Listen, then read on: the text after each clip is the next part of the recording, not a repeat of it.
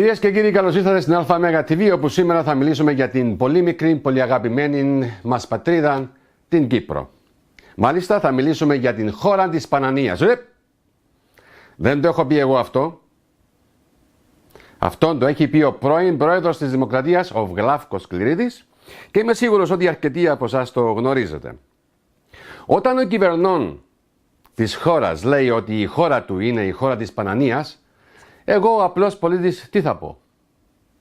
Και σας λέω, σαν απλός πολίτης, δεν είναι μόνο η χώρα της Πανανίας, αλλά είναι και η χώρα της μαφίας, και θα τα εξηγήσω όλα στην συνέχεια.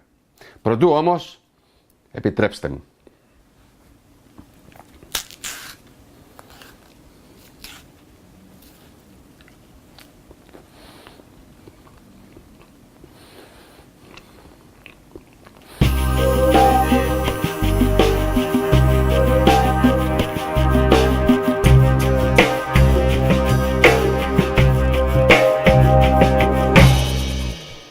Είμαι σίγουρος ότι δεν περιμένετε να ακούσετε αυτά που ακούσατε. Όντως, είναι περισσότερο η χώρα της μαφίας παρά η χώρα της Πανανίας. Θα αρχίσω με το κούρεμα. Έχουν μπει στους τραπεζικούς μας λογαριασμούς, μας έχουν πάρει τα λεφτά μας και δεν είπαμε ούτε μία λέξη. Ορισμένοι είπαν και ευχαριστώ. Μας έχουν κλέψει τα λεφτά μας. Αυτό είναι κάτι που δεν έχει συμβεί σε καμία άλλη χώρα σε αυτόν τον πλανήτη. Μόνο στη χώρα της μαφίας και της Πανανίας. Αυτοί μας τα έχουν κάνει οι πολιτικοί μας. Αυτοί που εμείς βάζουμε να διοικούν τον τόπο, να μας υποστηρίξουν, να μας σταθούν, και είναι αυτοί που μας πετάνε κάτω από τον γκρεμό. Οι πολιτικοί μας, όλοι οι πολιτικοί. Εγώ σας λέω ότι δεν έχει χάσει κανένας ούτε γρόση από το λογαριασμό του. Πώς γίνεται ο κλέφτης να κλέψει τον κλέφτη? Όχι. Οι τράπεζες μαζί με τους πολιτικούς σε συνωμοσία έχουν δημιουργήσει το πρόβλημα. Αυτό είναι ένα. Εμείς στην Κύπρο νομίζουμε ότι τα ξέρουμε όλα, αλλά δεν ξέρουμε τίποτα. Ναι, κάτι ξέρουμε. Ξέρουμε ότι η γειτόνισσα έχει δεσμό με τον Παναγιώτη τον γείτονα πιο κάτω. Ξέρουμε ότι η κόρη μας είχε να αλλάξει κόμενο πριν 2 εβδομάδες. Ξέρουμε ότι ο γιος μας είναι γκέι. Ξέρουμε ότι ο φίλος μας ο Δημήτρης έχει σχέση με την ιδιαίτερα του στη δουλειά, χωρίς να γνωρίζει η γυναίκα του. Όλα αυτά τα ξέρουμε. Για τους γείτονες μας, για τους περιγύρω μας, τα ξέρουμε όλα. Το τι γίνεται στη χώρα δεν ξέρουμε. Γιατί δεν μας ενδιαφέρει. Δεν μας ενδιαφέρει.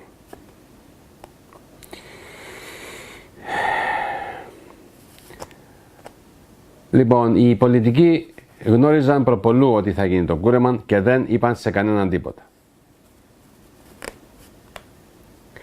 Μας έχουν κλέψει και μας λένε ότι έχουμε δημοκρατία. Πώς έχουμε δημοκρατία? Ξέρουν τι σημαίνει δημοκρατία αυτοί οι άνθρωποι? Ξέρουν τι σημαίνει δημοκρατία? Δεν μπορώ να καταλάβω εγώ να μας λένε ότι η Κύπρος είναι δημοκρατική χώρα. Δεν το καταλαβαίνω.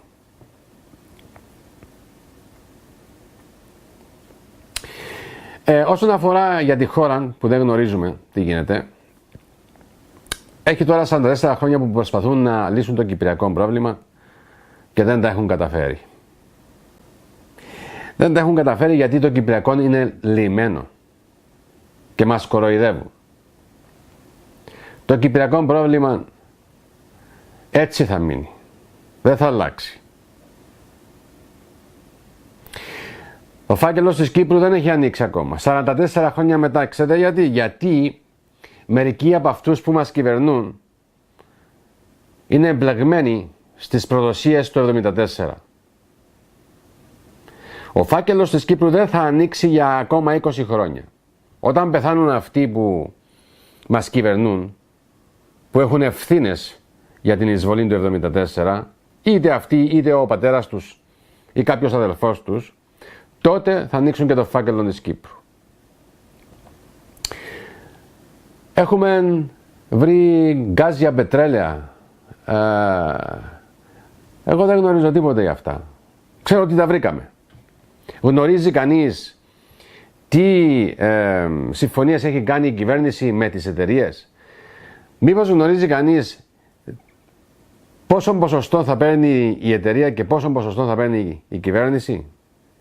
Μήπως γνωρίζει κανείς οτιδήποτε για τα πετρέλαια? Μήπως γνωρίζετε αν έχουν αρχίσει να βγαίνουν, αν έχουμε πληρωθεί, αν δεν έχουμε πληρωθεί, πότε θα αρχίσουν να βγαίνουν? Εγώ δεν ξέρω τίποτε. Αν κάποιος από εσάς γνωρίζει, σας παρακαλώ, αφήστε πληροφορίες κάτω στα σχόλια και θα επικοινωνήσω μαζί σας. Εγώ δεν γνωρίζω. Γνωρίζει κανείς πόσα εισοδήματα έχει η κυβέρνηση και πόσα έξοδα? Όχι. Μας λένε ότι εάν κάνουμε περικοπές από τη μια μεριά, θα πρέπει να, για να βρούμε τα λεφτά, πρέπει να, συγγνώμη, όχι περικοπές, για να μειώσουμε τους φόρους σε κάποιον θέμα, παραδείγματος χάρη το πετρέλαιο, θα πρέπει να βρούμε αυτά τα λεφτά από κάπου αλλού. Γιατί να τα βρείτε από αλλού? Τα χρειάζεστε? Δεν παίρνετε αρκετά? Ποιος ξέρει? Δεν δίνουν σημασία σε κανένα. Αυτοί οι 15 οικογένειες κυβερνούν τον τόπο, αυτοί οι 15 κάνουν ό,τι θέλουν, αυτοί οι 15 κάθονται στο κοινοβούλιο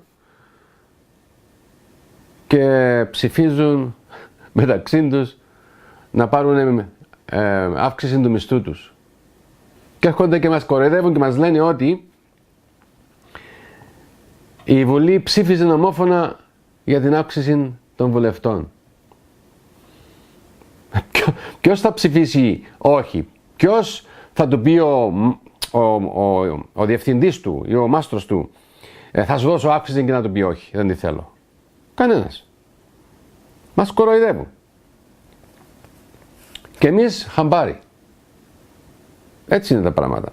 Έτσι είναι τα πράγματα. Όσον αφορά την βενζίνη, ακούσαμε τελευταία να λένε ότι πάνε πάρα πολύ στα κατεχόμενα και αγοράζουν βενζίνη. Κάτι που ίσως εγώ να μην συμφωνώ μαζί του, γιατί βοηθάμε την άλλη μεριά και όσοι που τους βοηθάμε και καλυτερεύουν, το κυπριακό πρόβλημα δεν θα λυθεί, αλλά έτσι κι αλλιώς το πρόβλημα δεν θα λυθεί.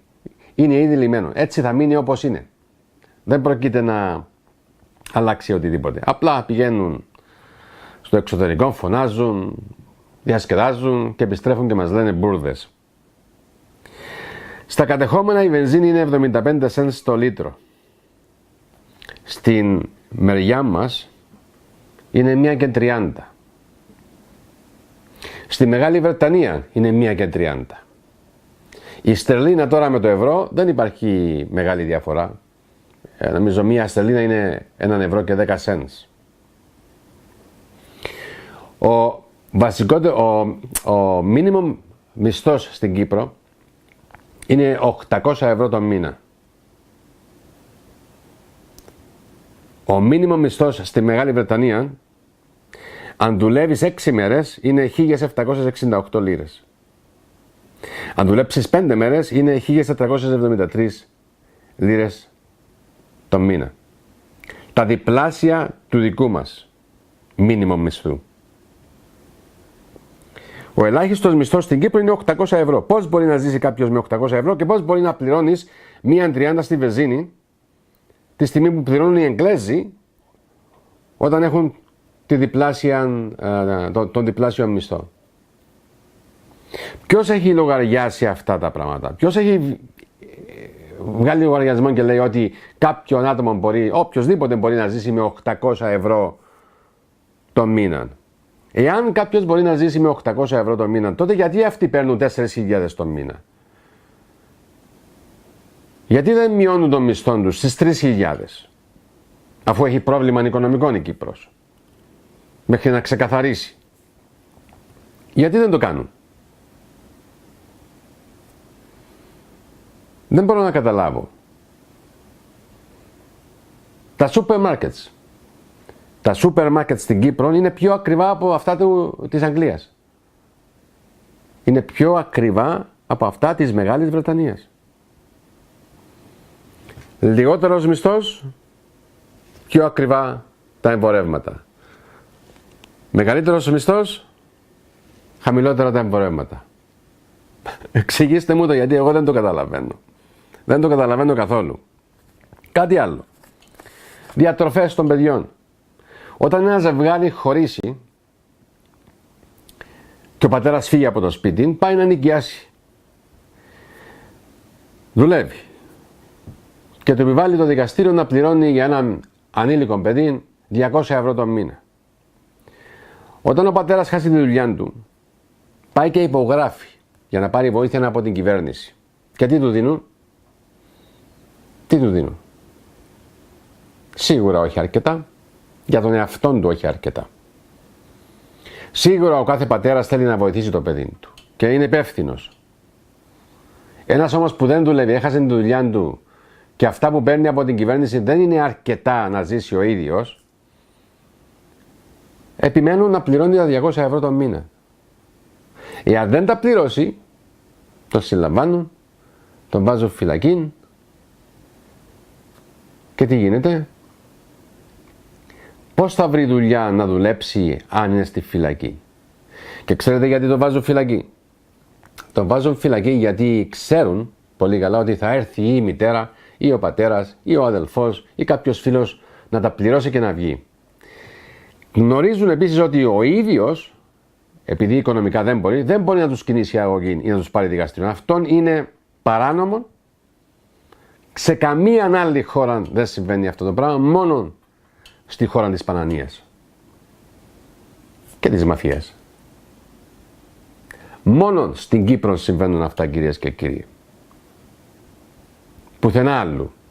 Σε καμία άλλη χώρα του κόσμου. Όταν είσαι μόνιμος κάτοικος στην Ευρωπαϊκή Ένωση και αποφασίσεις να πάεις από την... Λες, ας πούμε ότι ζεις στη Γερμανία και αποφασίσεις να μετακομίσεις στη Γαλλία. Ελεύθερη διακίνηση. Παίρνεις τα πράγματά σου, το αμάξι σου και πάεις στη Γαλλία για να κατοικήσεις, να δουλέψεις, να ζήσεις εκεί.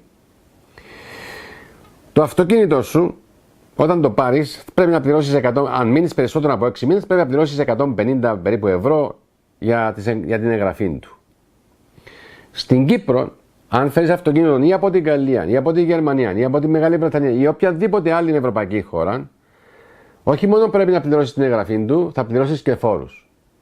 Οι φόροι πληρώθηκαν ήδη στη χώρα προέλευσή του. Ξαναπληρώνεις. Αυτό είναι κλεψιά φανερή. Καμία άλλη χώρα δεν χρεώνει φόρους. Η Ευρωπαϊκή Ένωση είναι μία. Όταν οι φόροι πληρωθούν σε μία χώρα, δεν χρεώνει και η άλλη χώρα. Μόνο η Κύπρος το κάνει αυτό. Γιατί η πολιτική μας είναι πάρα πολύ καλοί κλέφτες. Μάλιστα. Και όταν βγει η Μεγάλη Βρετανία, αν βγει από την Ευρωπαϊκή Ένωση με το Brexit, αν βγει, και λέω αν γιατί πιστεύω ότι δεν θα αποχωρήσει, εάν βγει, τότε δεν θα μπορεί κανείς να αγοράσει αυτοκίνητο από τη Μεγάλη Βρετανία. Θα είναι πιο ακριβά. Θα τα βρίσκετε τα αυτοκίνητα που θα θέλετε στην Κύπρο πιο φτηνά.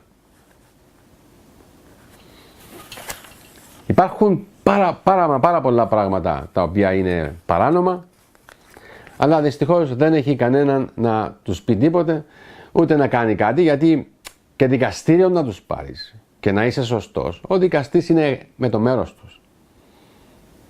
Δεν πρόκειται ο δικαστής να σε βολέψει εσέναν και όχι την κυβέρνηση. Όλοι δουλεύουν για την κυβέρνηση. Και η κυβέρνηση δουλεύει για τις τράπεζες. Οι τράπεζες. Θα μας καταστρέψουν οι τράπεζες. Δεν θα μας βοηθήσουν, θα μας καταστρέψουν. Στο τέλος της ημέρας, οι τράπεζες θα πάρουν όλα τα χρήματα μας, τα μετρητά, θα μας βάλουν νουμεράκια στο κομπιούτερ, θα μας κλείουν τον λογαριασμό μας όποτε θέλουν και δεν θα έχουμε να φάμε, και αν δεν μπορείς να πληρώσεις οτιδήποτε στην κυβέρνηση, θα έρχονται στο σπίτι σου και θα σου παίρνουν την περιουσία σου.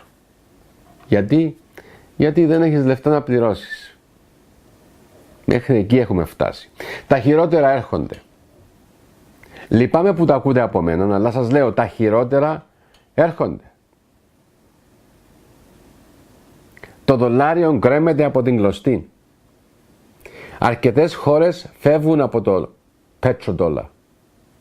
Δεν πουλάνε το πετρέλαιο τους με δολάρια.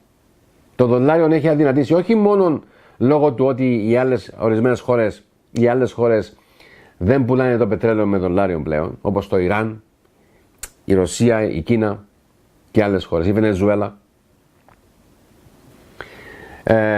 Δεν είναι μόνο αυτός ο λόγος. Οι Αμερικάνοι τυπώνουν χαρτί. Τυπώνουν χαρτί. Όταν στον κόσμο υπάρχουν πάρα πολλές ντομάτες, σίγουρα θα είναι φτηνές. Εάν στον κόσμο υπήρχε μία ντομάτα, ξέρετε πόσα θα μπορούσατε να την πουλήσετε? Εκατομμύρια. Γιατί θα έρχονταν κάποιος εκατομμύριχος να την αγοράσει για τα παιδιά του. Έτσι, ό,τι υπάρχει πάρα πολύ είναι φθηνό και ό,τι είναι σπάνιο, ό,τι είναι λίγο, είναι πιο ακριβό. Τα χειρότερα, κυρίες και κύριοι, θα μας έρθουν.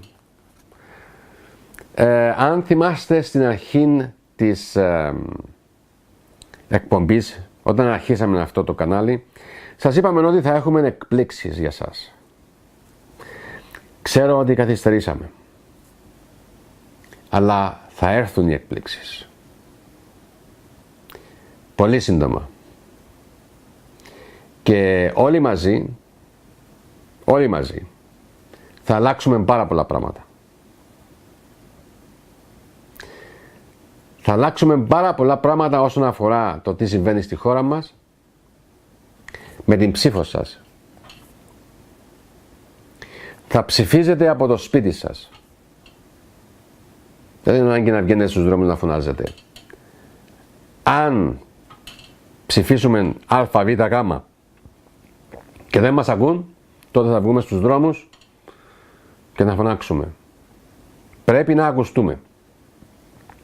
Υπάρχουν πάρα πολλά θέματα τα οποία θέλω να πάρω συνεντεύξεις από πάρα πολλούς και διάφορους, με ερωτήσεις που χτυπάνε, με ερωτήσεις που εσείς θα μας λέτε εμάς, θα ζητάτε από εμάς να επιβάλλουμε σε αυτούς. Όλα αυτά θα γίνουν. Χρειάζεται λίγη υπομονή και θα γίνουν. Πρέπει κάποιος να κάνει κάτι και νομίζω όλοι μαζί μπορούμε να αλλάξουμε πολλά πράγματα. Προς το καλύτερο, όχι προς το χειρότερο. Ακολουθούμε τους δυτικούς. Ό,τι κάνει η Μεγάλη Βρετανία ακολουθούμε. Ό,τι κάνει η Αμερική ακολουθούμε. Η κουλτούρα μας θα αλλάξει. Θα λέμε τα σουβλάκια McDonald's σύντομα. Οι hamburgers. Έτσι πάει το πράγμα. Έχει αλλάξει πάρα πολύ η κοινωνία μας. Η κουλτούρα μας θα αλλάξει. Ήδη έχει αρχίσει.